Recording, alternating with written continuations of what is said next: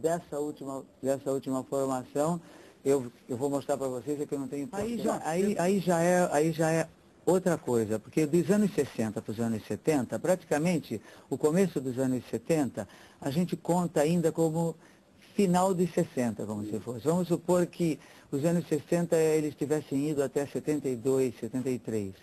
E daí a gente começasse a contar de 73 até o estudantil, muitos festivais. Em Santos, aqui, o que a gente tinha de festival estudantil. Nossa, justamente por causa disso. Inclusive o Blow Up participou de vários festivais estudantis. Eu nem era da banda, eu ia Mas você assistir. comentou aqui em off que Cubatão teve um destaque na música, São Vicente, justamente porque eram cidades um tanto quanto sofridas, né? Foi nessa época? Mas olha,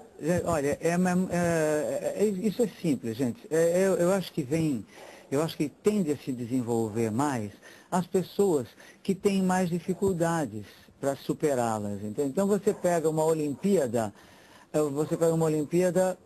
daquela Olimpíada, depois você pega aquela Olimpíada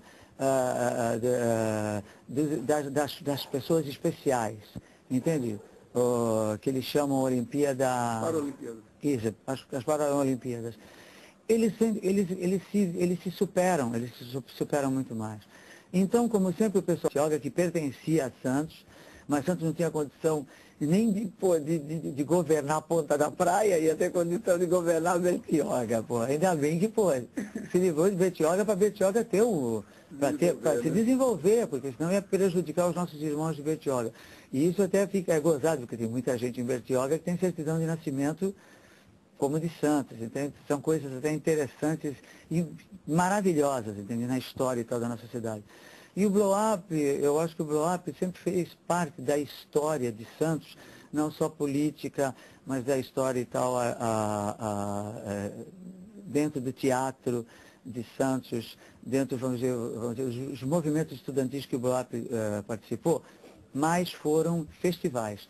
Festivais, porque estava naquela onda do festival. O maior festival da década de 60 foi o festival da Record. Começou com a Excelsior, depois veio a Record, depois a Globo começou a fazer nos anos 70 aquele Festival Internacional da Canção e tal, mas daí lançou muita gente, veio Potiguara, Ivan Lins foi lançado, daí veio Miúcha, a Elis, que já tinha sido lançado pela Excelsior, Marília Medalha, Vinícius de Moraes, começou a ter esse movimento não só político, engajado politicamente, como também um movimento romântico. Por exemplo, é difícil você chegar e me dizer, no máximo ele deve ter feito uma ou duas ou três músicas engajadamente políticas, o Vinícius de Moraes. Vinícius de Moraes era o amor, a consagração da mulher, a beleza da mulher, o amor e tal. Conta um pouquinho, Nelson Motta, como é que foi Nelson Motta, a passagem, vocês, Nelson Motta, aquela época, qual a influência que teve? O Nelson Motta teve uma importância na música brasileira, assim, maravilhosa. Porque ele, bem, a gente tinha... Aí foi quando a gente começou aqui em São Paulo a escutar mais a Globo, porque até o começo dos anos 70, as televisões fortes do país era Tupi, que foi a primeira TV do Brasil, através do Assis Chateaubriand, que foi inaugurada, acho que em 58 e tal. Então, as únicas pessoas que se lembram disso é a Hebe Camargo, que estava lá ainda e tal, que tem que ser a dama respeitadíssima, ninguém pode mexer com ela, que tem um respeito, sabe, é uma coisa já institucional, um patrimônio do nosso país, entende? Como uma série de artistas que não chegaram a ser reconhecidos ainda, já foram embora e tal, e deveriam até... O brasileiro tem isso, de não guardar essas coisas. E Santos, na década de 60, era uma cidade politicamente perigosa para os generais, no caso.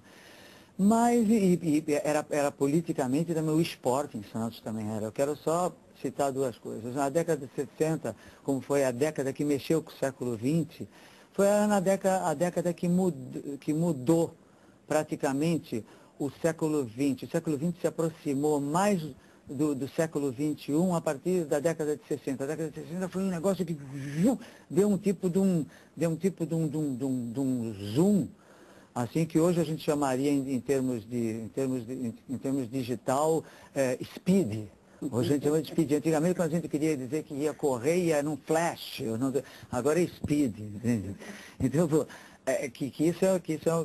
isso é um outro assunto, que quanto mais as coisas ficam fáceis, quando você chega numa internet, você pode puxar 200 músicas, você puxa essas 200 músicas e chama o teu amigo para mostrar que você puxou as 200 músicas.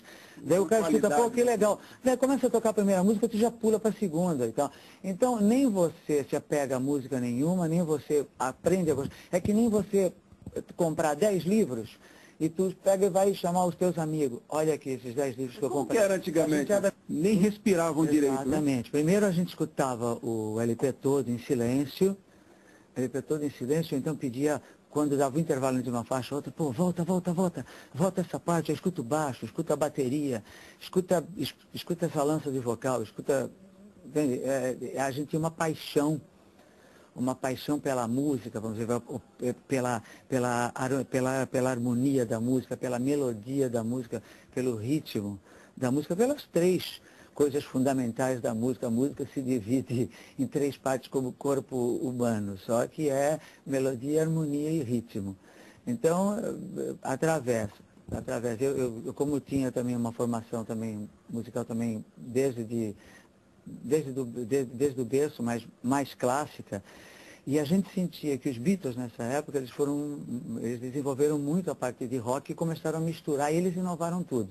Mas daí de 60 para 70 a década de 70 foi efervescente, até chegar em 77. Em 77, efervescente que começou a ter o Led Zeppelin, que começou no final dos anos 60, mas foi até 74, 75, tal, vai Uriah Heep, Grand Funk, Doobie Brothers, Electric Light Orchestra, vai Brad, Deep Purple, as bandas de rock vai White Snake, são tantas, Procol Harum, mas aqui na hora para você falar, então não vem assim na cabeça. Mas houve um desenvolvimento do rock e da música popular brasileira, só que ainda tinha aquele negócio, o rock nacional é que não tinha espaço, o rock estrangeiro tinha. Então, na década de 60 também começaram a surgir as bandas com nome em inglês, como era o nosso caso, gravando em inglês e se passando por banda gringa. Ou então alguns cantores, o Fábio Júnior usava um outro nome e cantava em inglês. O Gessé, que era vocalista do Placa Luminosa, usava um pseudônimo artístico para pegar e gravar em inglês. E daí foi até 77. 77 aí veio John Travolta com os embalos de sábado à noite e tal, e daí foi a disco music. Que foi uma outra parte que eu acho que num ponto empobreceu o rock and roll, né? Para mim, que sou uma pessoa mais... Tudo bem agora, lógico, para o pessoal, principalmente os DJs, que eles começaram a desenvolver, mas aí através, quando começou a discoteca, começou a mexer com as picapes, que depois hoje se tornou uma coisa mais artística, de mexer no disco e tal, que aí já começou uma outra fase bem mais para cá, já final dos 80 para os 90. E inclusive os Bee Gees começaram a aparecer muito mais depois do John Travolta do que antes de John Travolta. E eles foram injustamente rotulados como uma banda de discoteca, e não. Eles simplesmente pediram para eles para fazer umas músicas para a trilha sonora do Saturday Night Fever, que era os embalos de sábado à noite aqui do John Travolta. O filme estourou tanto no mundo todo que todo mundo começou a curtir Bee Gees daí para frente. Bee Gees foi uma banda que começou praticamente 3 anos e meio depois que os Beatles começaram. Os Beatles começaram em 62, os Bee Gees começaram em 65. Era uma banda que nasceu na Inglaterra, os pais imigraram para a Austrália, depois eles voltaram para a Inglaterra